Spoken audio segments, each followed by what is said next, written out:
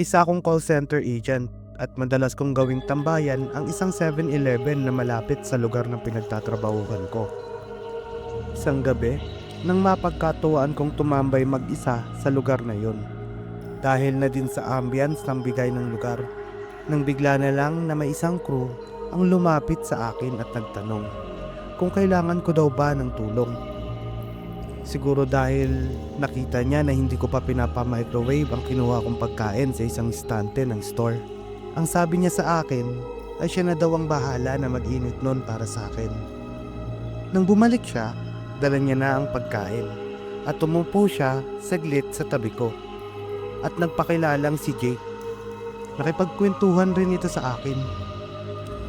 Nahihiwagaan ako sa mga kwento niya, lalo na nang banggitin niya na dati siyang empleyado sa lugar na yun. Kaya bigla akong naguluhan. At isa pa, ang pinagtataka ko, bakit parang may dugo siya sa bandang likod ng ulo niya. Bago ko pa maitanong ang mga iyon, ay bigla siyang naglaho nang mapalingat ako.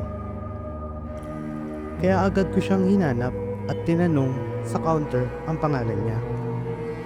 Nabigla ako nang sagutin ako ng cashier na nung isang linggo pa daw patay si Jake.